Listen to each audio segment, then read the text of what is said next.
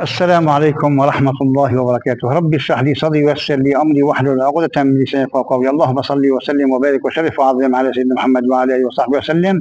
بسم الله الرحمن الرحيم. أخوتي أخواتي أعزائي المشاهدين والمتابعين، قارب إن شاء الله يوم عرفة، وهذه الأيام كلها أيام فضيلة بإذن الله سبحانه وتعالى. تقربوا إلى الله كثيرا في هذه الأيام. سبحان الله، ليلة القدر لا نعرف متى، ولكن يوم عرفة نعرف متى. وكل يوم يتنزل رب العالمين في الثلث الأخير من الليل، إلا يوم عرفة يتنزل سبحان الله رب العالمين العصر إلى السماء الأولى سبحان الله، ويقول: هل من داعي فأستجيب له، هل من مريض فأشفيه، هل من مسترزق فأرزقه، هل من كذا، هل من كذا. إذا يوم عرفة يوم عظيم جدا بإذن الله سبحانه وتعالى.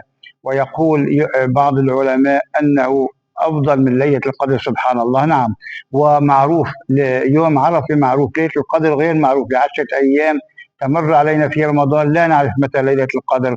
ناس علماء يقولون 21، علماء 23، علماء 25، علماء 27، علماء 29، ولكن يوم عرفة معروف. وإذا صمناه بإذن الله سبحانه وتعالى يكفر عنا بإذن الله، كما قال صلى الله عليه وسلم: سنة ماضية وسنة قابلة إن شاء الله، أو مقبلة، سنتين يعني. يكفر عنا سيئاتنا سبحان الله. وطبعا يغفر الله سبحانه وتعالى الذنوب والمعاصي جميعها، من عدا حقوق الناس. طبعا يجب أن نرد حقوق الناس، إذا حافظوا على رد حقوق الناس إلى أصحابها، وردوا أيضا إذا كنتم ورثة، أرجعوا ما أخذتم من الورثة سبحان الله إليهم، لأنه لا يجوز أكل الورثة أو أكل مال اليتيم سبحان الله.